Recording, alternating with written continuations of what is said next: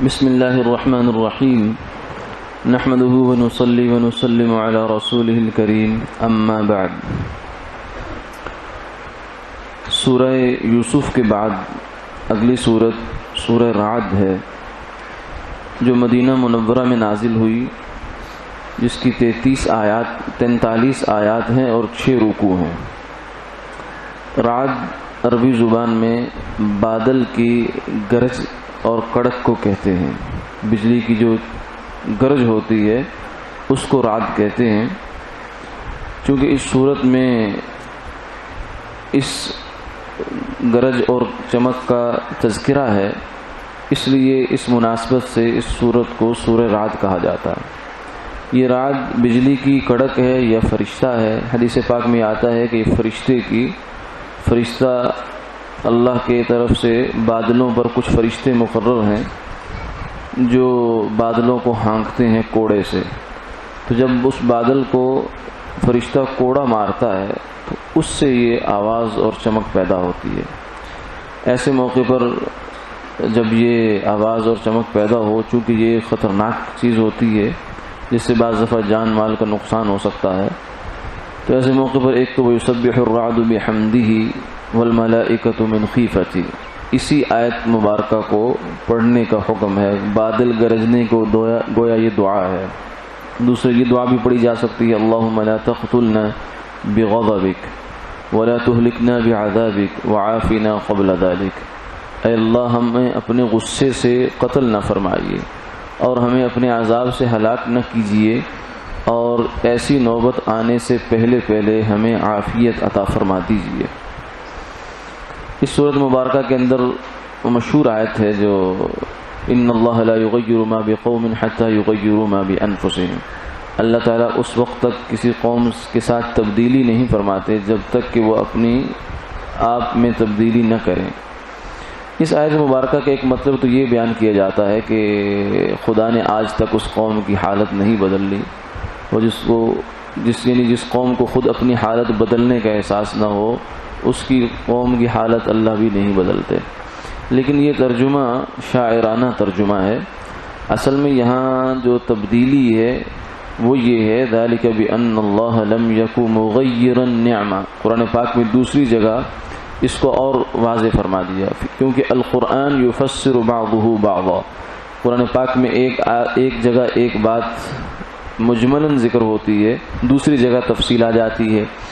تو فرمایا کہ اللہ کسی قوم پر نعمتیں کرتے ہیں، اس کو نعمتیں دیتے ہیں، اور وہ نعمتیں اس وقت تک واپس نہیں چھینتے جب تک وہ قوم اپنے عمل سے بدعملی کا ثبوت نہیں دے دیتی۔ جب وہ بدعملی کرتی ہے، اپنی جانوں پر ظلم کرتی ہے، تو اللہ کی جانب سے بھی نعمتیں واپس لے لی جاتی ہیں۔ یعنی نعمتوں کا واپس جانا یہ انسان کے اپنے اعمال کی وجہ سے ہوتا ہے، اللہ کو کوئی ضرورت نہیں ہے، نہ اس کے خزانوں میں کوئی کمی ہے۔ اسی سورہ مبارکہ کے اندر ایک دوسری بڑی حقیقت بیان ہوئی جو بنیادی حقیقت ہے۔ اس وقت جتنے بھی انسان دنیا میں ہیں، ہر بندہ سکون کی تلاش میں ہے۔ کوئی مال کے ذریعے سکون تلاش کر رہا ہے، کوئی چودراہٹ کے ذریعے، کوئی اپنی پی آر بنا کر، کوئی جو ہے وہ گناہوں کے ذریعے، لذتوں کے ذریعے، کوئی نشے کے ذریعے، کوئی نظر کے گناہ سے، کوئی کان کے گناہ سے، کوئی کسی گناہ سے، کوئی کسی گناہ سے سکون قلب حاصل کرنے کی کوششیں جاری ہیں۔ اور اس وقت ایک انسانوں کا بڑا مسئلہ یہ ہو چکا ہے، بالخصوص جو شہری علاقے ہیں، زیادہ تمدن یافتہ علاقے ہیں جہاں سہولتیں زیادہ ہیں، وہاں ایک ذہنی اطمینان ایک بہت بڑا مسئلہ بن گیا ہے۔ باوجود ساری چیزیں ہونے کے، دنیا کے اسباب ساز و سامان ہونے کے باوجود ذہن میں سکون نہیں ہے۔ تو اس سے معلوم یہ ہوتا ہے کہ سکون جن جگہوں پر ہم تلاش کرتے ہیں وہاں نہیں ہے۔ اسی حقیقت کو آج سے 1500-1400 سال پہلے اللہ رب العزت نے بہت واضح لفظوں میں بیان فرما دیا تھا، صرف یہ کہ ہم غور نہیں کرتے۔ فرمایا الا، آگاہ رہو، دھیان سے سنو، بذکر اللہ تطمئن القلوب، اگر دل کا اطمینان چاہتے ہو، سکون چاہتے ہو، تو اللہ کی یاد کے علاوہ کسی چیز میں ہے نہیں۔ گناہ میں تمہیں عارضی طور سے مل جائے گی لذت تھوڑی دیر کے لیے، لیکن یہ ایسی ہوگی جیسے خارش والا آدمی خارش کر کے تھوڑی دیر لذت لے لیتا ہے، مگر اس کے بعد اس کا جسم چھل جاتا ہے، زخم بن جاتے ہیں، تکلیف ہو جاتی ہے۔ ایسے ہی گناہ کی لذت تھوڑی ہے مگر اس کے بعد وہ تکلیف میں بدل جاتی ہے، وہی بے چینی میں انسان کو لے جاتی ہے، تو اس میں لذت ہے نہیں۔ کسی بھی چیز میں اللہ نے سکون نہیں رکھا، یہ اس کا بیان، یہ عام انسانوں کی بات نہیں، یہ اس ہستی کی بات ہے جس نے خود یہ کائنات بنائی ہے، ایک ایک چیز اس نے بنائی ہے، ساز و سامان اس نے بنائے ہیں، یہ سب نظام اس نے بنایا ہے، لیکن وہ فرما رہے ہیں کہ اس میں میں نے یہ بات چیز رکھی نہیں ہے، میں نے یہاں رکھی ہے اور تم کہیں اور تلاش کر رہے ہو، اگر تمہیں یہ چاہیے تو آؤ یہاں۔ اور ذکر سے مراد شریعت مطہرہ ساری ہے، یعنی جو بندہ اللہ کے جتنا احکامات میں پورا کرنے میں آگے بڑھتا چلا جائے گا، اللہ اس کی زندگی کو اتنا ہی سکون سے بھر دے۔ یہی وجہ ہے کہ فرمایا الا ان اولیاء اللہ لا خوف علیہم ولا هم یحزنون، کہ جو بندہ مجھے میرے احکامات پر چلتے چلتے چلتے حتیٰ کہ میرا دوست بن جاتا ہے، میرے ساتھ اس کا خاص تعلق ہو جاتا ہے، تو وہ دو چیزوں سے اللہ اس کو آزاد کر دیتے ہیں۔ وہ دو بڑے بڑے مسئلے جو ہمارے ساتھ جڑے ہوئے ہیں عام لوگوں کے ساتھ، وہ ان سے آزاد ہو جاتا ہے۔ لا خوف علیہم ولا هم یحزنون، نہ اسے مستقبل کا خوف رہتا ہے کہ کیا بنے گا، کیا ہوگا، کل کو کیا ہوگا، خدا نہ خواستہ ایسا ہو جائے تو پھر کیا ہوگا، یہ کرا لو وہ کرا لو، آج مر جاؤں تو بچوں کا کیا ہوگا، انشورنس کرا لو، فلاں کرا لو فلاں کرا لو، اتنی سیونگ کر جاؤ، اور نہ اسے ماضی کا پچھتاوا ہوتا ہے۔ وہ مطمئن ایک بڑی بھرپور زندگی گزارتے ہیں اللہ والے۔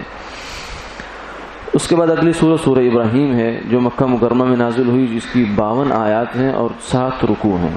اس سورت مبارکہ کے اندر اللہ اس کا وجہ تسمیہ یہ ہے کہ ابراہیم علیہ السلام کا اس میں تذکرہ ہے، اسی نسبت سے اس کو ابراہیم کا نام دے دیا گیا۔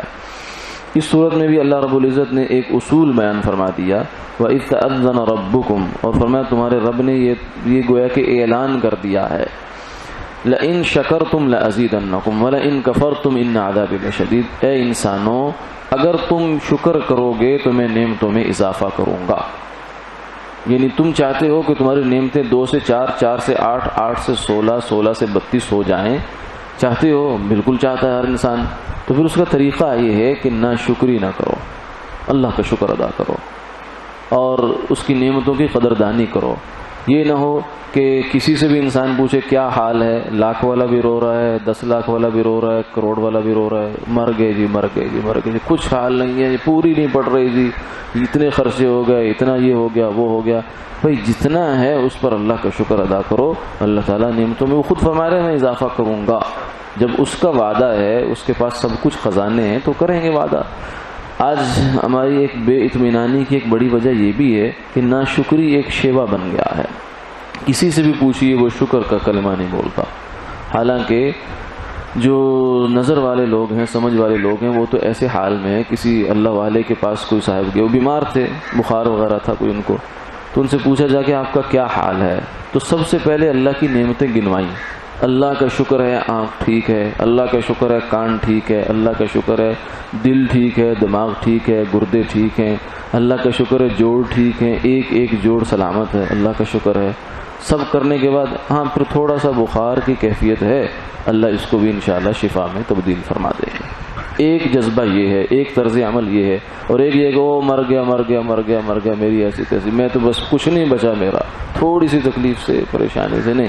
اللہ کا فرمایا وَإِن تَعُدُّوا، اسی صورت مبارکہ کے اندر آگے جا کر فرمایا وَإِن تَعُدُّوا نِعْمَتَ اللَّهِ لَا تُحْصُوهَا، اے انسانوں جب تم عین پریشانی میں ہوتے ہو، سخت سے سخت پریشانی جو تم زندگی میں سوچ سکتے ہو سوچ لو، اس وقت میں بھی اگر تم غور کرو تو تمہارے دائیں بائیں اللہ کی نعمتوں کا ایک وسیع سلسلہ ہوتا ہے، گویا کہ تم اللہ کی نعمتوں کے سمندر میں ڈوبے ہوتے ہو۔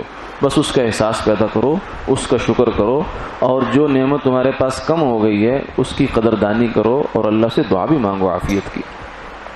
پھر سورۃ مبارکہ کے اندر اللہ رب العزت نے یہ بھی فرمایا وَلَا تَحْسَبَنَّ اللَّهَ غَافِلًا عَمَّا يَعْمَلُ الظَّالِمُونَ، کہ ظالم لوگ جو دنیا میں دندناتے پھر رہے ہیں، ان سے اللہ کو غافل نہ سمجھو۔ آدمی بعض دفعہ بہت مایوسی کا شکار ہو جاتا ہے، دنیا میں یہ ہو رہا ہے یہ ہو رہا ہے یہ ہو رہا ہے، اور بالخصوص ہمارا میڈیا اس میں بڑا بنیادی کردار ادا کرتا ہے کہ وہ اس کا تو کام یہ ہوتا ہے کہ انہونیاں دکھائے، کہ ہونی دکھانے سے تو میڈیا کی ریٹنگ نہیں بڑھتی، انہونی جو ہے جو نہیں ہونی چاہیے وہ دکھا دیتا ہے، تو اس سے بہت پریشانی ہو جاتی ہے بعض دفعہ انسان کو. تو اس آیت کو پڑھ کر بڑا اطمینان ہوتا ہے. وَلَا تَحْسَبَنَّ اللَّهَ غَافِلًا عَمَّا يَعْمَلُ الظَّالِمُونَ، کہ ظالم لوگ کیا کر رہے ہیں اس سے اللہ کو غافل نہ سمجھو. اور تمہیں بڑا احساس ہے، تمہیں بہت احساس ہے کہ یہ کیا ہو گیا، تو اللہ کو معلوم نہیں ہے لیکن اس کا ایک نظام ہے. اس دنیا میں وہ دارالامتحان اس کو بنایا ہے. کمرہ امتحان میں کوئی غلط جواب لکھے یا صحیح لکھے، ممتحن اس کو روکتا نہیں ہے، وہ بلکہ کہتا ہے کہ انتظار کرو اس وقت کا جب تمہارا رزلٹ آئے گا. جب آئے گا تو پھر تمہارے ساتھ جو ہوگا وَامْتَازُوا الْيَوْمَ أَيُّهَا الْمُجْرِمُونَ، اس دن اللہ تعالیٰ اس کو پکڑ دیں گے، اور ایسا پکڑیں گے إِنَّ بَطْشَ رَبِّكَ لَشَدِيدٌ، کہ اس جیسا پکڑنا کسی کا پکڑنا نہیں. فَيَوْمَئِذٍ لَا يُعَذِّبُهُ عَذَابَهُ أَحَدٌ وَلَا يُوثِقُ وَثَاقَهُ أَحَدٌ. اس لیے آدمی کو ان واقعات، دنیا کے جو واقعات ہیں، مظالم ہوتے ہیں، ظلم ہوتا ہے، بہت ظلم ہوتا ہے، اس سے اتنا زیادہ تاثر نہیں لینا چاہیے کہ آدمی کو مایوسی ہو جائے. اور بعض دفعہ کچھ لوگ بیچارے اسی سے چلتے چلتے چلتے اس طرف چل جاتے ہیں، شیطان ان کو ادھر لے جاتا ہے کہ اللہ نعوذ باللہ ہے ہی نہیں، کیونکہ اگر ہوتے تو ظالموں کو پکڑتے. یہ ایک الٹا قضیہ شیطان ان کے دماغ میں الٹی دلیل ڈال دیتا ہے. اس کا جواب یہ ہے کہ اللہ ہیں اور انہوں نے پکڑنا بھی ہے، لیکن یہ دنیا دارالامتحان ہے، یہ چند روزہ زندگی ہے، یہ اس میں پکڑ نہیں ہے. کیونکہ اگر جزا سزا یہی شروع ہو جائے تو پھر امتحان نہیں رہے گا، پھر یہ جزا بن جائے گی، دارالامتحان نہیں رہے گا. آگے سورہ حجر ہے، 14ویں پارے کی ابتدا اس سے ہوتی ہے. یہ مکہ مکرمہ میں نازل ہوئی، 99 آیات ہیں، 6 رکوع ہیں. حجر قوم سمود کا علاقہ ہے. قوم سمود وہ قوم تھی کہ جو پتھروں کو تراش تراش کر اپنے اس میں مکان بنایا کرتی تھی. واللہ عالم ان کے پاس کیا چیز تھی کہ جو اتنی آسانی سے پتھر تراش کر، جیسے پتھر میں نقش آج بنائے جاتے ہیں، ایسے یہ گھر بنا لیا کرتے تھے. اسی صورت مبارکہ کے اندر اللہ رب العزت نے یہ فرمایا انا نحن نزلنا الذکر وانا له لحافظون. اللہ نے قرآن پاک کو نازل کیا، ہم نے نازل کیا، ہم اس کی حفاظت کریں گے. قرآن پاک کی حفاظت ایک زندہ جاوید معجزہ ہے. قرآن پاک جیسا سرکار دو عالم صلی اللہ علیہ وسلم پر نازل ہوا آج تک منو عن موجود ہے، ایک زیر زبر میں تغیر نہیں ہوا اور قیامت تک نہیں ہو سکتا. اور اس کی حفاظت کا ذریعہ صرف کاغذ اور قلم نہیں ہے، بلکہ اس کی حفاظت کے لیے اللہ سینوں کا انتخاب کرتے ہیں. اور سینے وہ سینے کے جو معصوم ہوتے ہیں، جو کسی مفاد سے، کسی لالچ سے، کسی دھمکی سے ورا ہوتے ہیں. یعنی چھوٹے چھوٹے بچے، ان سے اللہ تعالیٰ، جیسے اللہ نے اپنے گھر کی حفاظت کا نظام اور کام ابابیلوں جیسے چھوٹے چھوٹے پرندوں سے لیا جو جھنڈ کے جھنڈ آتے تھے، ایسے ہی اللہ تعالیٰ اپنے کلام اللہ کی حفاظت، کتاب اللہ کی حفاظت بھی ایسے چھوٹے ننھے سینوں سے کرواتے ہیں اور بتاتے ہیں کہ تم قرآن پاک کا ایک حرف بگاڑ کے دکھاؤ مجھے، اگر تمہارے اندر ہمت ہے. ایسا ہو نہیں سکتا، ہم نے اس کی حفاظت کا ذمہ لیا. تو اب اس ذمہ اللہ کی حفاظت کا ہے، اس کے لیے جو استعمال ہو جائے گا اس کی سعادت ہے. حفظ کرنے والا، کرانے والا، اس کے ساتھ تعاون کرنے والا، اور آخر میں ان کی طرف محبت کی نگاہ سے دیکھنے والے، سب اجر میں برابر کے شریک. پھر اس میں اسی صورت میں آگے فرمایا وَاعْبُدْ رَبَّكَ حَتَّى يَأْتِيَكَ الْيَقِينُ، کہ اے میرے محبوب آپ اپنے رب کی عبادت کیجیے یہاں تک کہ آپ کو موت آ جائے، دنیا سے آپ کا پردہ فرما جائے، انتقال ہو جائے. تو یہ اس آیت مبارکہ سے پتہ چلتا ہے کہ عبادت اللہ کی انسان سے کسی حال میں ساقط نہیں ہے. کچھ لوگ، جاہل لوگ ایسا خیال کر لیتے ہیں کہ ایک حد تک عبادت کرنے کے بعد آگے عبادتیں ختم ہو جاتی ہیں. یہ بات غلط ہے. اگر عبادات ختم ہو سکتی ہوتی تو سید الاولین والآخرین امام الانبیاء والمرسلین حضرت محمد صلی اللہ علیہ وسلم سے ختم ہوتی، انبیاء سے ہوتی، صحابہ سے ہوتی، اولیاء اللہ سے ہوتی. کبھی ایسا ہوا نہیں. شیخ عبد القادر جیلانی رحمہ اللہ کے پاس شیطان بڑی خوبصورت صورت میں آیا اور آ کر کہنے لگا کہ میں نے تمہارا خدا ہوں تو میں نے تمہاری عبادت ختم کر دی. انہوں نے کہا لا حول ولا قوت الا باللہ، تو وہاں سے بھاگا. تو شیطان جو ہے یہ ایسے وساوس ڈالتا ہے، اللہ کی جانب سے ایسا نہیں ہوتا. آگے سورہ نحل ہے، نحل شہد کی مکھی کو کہتے ہیں. اس سورت مبارکہ کے اندر اللہ نے اپنی نعمتوں کا بہت زیادہ بیان فرمایا ہے. اگر نعمتیں اللہ تعالیٰ کی دیکھنی ہو تو سورہ نحل کا مطالعہ کرنا چاہیے. اس میں جانوروں کا، سواریوں کا، چوپایوں کا تذکرہ ہے، پھر ان کے جو فوائد ہیں وہ تذکرہ ہیں. یہ وہ دلیلیں ہیں جو ایک عام دیہاتی آدمی کے سامنے بھی ہیں. بالکل نچلی سطح پر جا کر بھی اللہ کی قدرت کو سمجھا جا سکتا ہے۔ اسی سورہ مبارکہ کے اندر دودھ کی نعمت کا تذکرہ ہے کہ اگر تمہارے پاس غور کرنے کی صلاحیت ہو تو دودھ کو دیکھ کر اللہ کی قدرت سمجھ جاؤ کہ ایک نالی جو ہے خون کی ہے، ایک نالی گوبر کی ہے، اور بیچ میں ایک نالی جو ہے وہ اللہ تعالیٰ دودھ کی لبنا خالصا سائغا للشاربین، خالص دودھ نکالتے ہیں اور وہ پینے والوں کے لیے بڑا خوشگوار ہوتا ہے۔ اور کہتے ہیں بجا طور سے کہا جاتا ہے دیہاتوں میں کہ دودھ اللہ کا نور ہے، یعنی یہ خالص اللہ تعالیٰ کی رحمت ہے۔ اور اس کے رحمت کا ایک بزرگ فرمانے لگے کہ میں نے اللہ کو بھینس سے پہچانا ہے، گائے بھینس سے۔ وہ کیسے؟ فرمایا یہی کہ اللہ تعالیٰ نے وہ سبز چارہ کھاتی ہے اور پھر اس کو جو ہے آگے دودھ اس کا سفید نکلتا ہے۔ یعنی آدمی غور کرنے والا ہو تو اسے اس کائنات کا ذرہ ذرہ دعوت فکر دیتا ہے۔ پھر اسی صورت میں شہد کی مکھی کا تذکرہ ہے۔ شہد کی مکھی وہ جانور ہے جس کا اللہ نے خاص طور سے تذکرہ فرمایا۔ اس کے بے شمار اس کی جو باریکیاں ہیں اس کے اندر کی، کتنی جو انجینئرنگ سے اپنا چھتا بناتی ہے، کتنا ان کا نظام ہوتا ہے، ملکہ ہوتی ہے، پھر ان کے پورے فوج ہے، پھر دفاع ہے، پھر سب چیزیں، ایک پوری حیران کن صورتحال ہے۔ یعنی انسان جو ہے اپنے ہاتھ سے ایسی ایکوریسی کے ساتھ چیزیں نہیں بنا سکتا جتنی ایکوریسی کے ساتھ یہ بنا رہی ہوتی ہے۔ لیبارٹری ہوتی ہے پوری چھتے کے اندر، تو یہ تو ایک نہ ختم، اس پہ اوپر آدمی غور کرے تو اللہ کی قدرت کھلتی چلی جاتی ہے اس پر۔ لیکن شہد کی مکھی میں ایک پیغام ہے، پیغام یہ ہے کہ شہد کی مکھی کو اللہ نے قرآن پاک میں کیوں تذکرہ کیا، اس کا الگ سے اس کا تذکرہ اس لیے کیا ہے کہ شہد کی مکھی دوسروں کے لیے نفع بخش ہے۔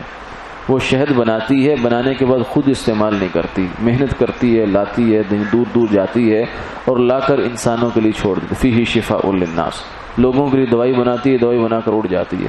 بس اوقات مکھیاں اڑ جاتی ہیں اور شہد ویسے کا ویسا ہوتا ہے۔ تو مسلمان بھی وہ ہے کہ جس کا جو دوسروں کے لیے فائدہ مند ہو جائے۔ اچھے مسلمان کا پہلا درجہ یہ ہے کہ دوسروں کو اپنے نقصان سے بچا لے، دوسروں کو نقصان نہ دے۔ المسلم من سلم المسلمون من لسانہ ویدہ، فرمایا کہ مسلمان وہ ہے جس کے ہاتھ اور پاؤں سے، زبان سے دوسرے مسلمان محفوظ رہیں۔ خیر کا یعنی آدمی اچھا ہونے کا پہلا سٹیپ یہ ہوتا ہے، اگر یہ نہیں ہے تو آدمی اچھا اللہ کی نظر میں نہیں ہے۔ دوسرا درجہ اور آخری درجہ یہ ہے کہ دوسروں کے لیے آدمی نفع بخش بن جائے، ان کو نہ صرف یہ کہ نقصان نہ دے بلکہ اپنی ذات سے بھلائیاں پھیلانے والا ہو، خیریں پھیلانے والا ہو، اور اس کے ذات سے، اس کے جسم سے خیریں پھوٹ رہی ہوں، دوسروں کے لیے شرور اور نقصانات کا باعث نہ بن رہا ہو۔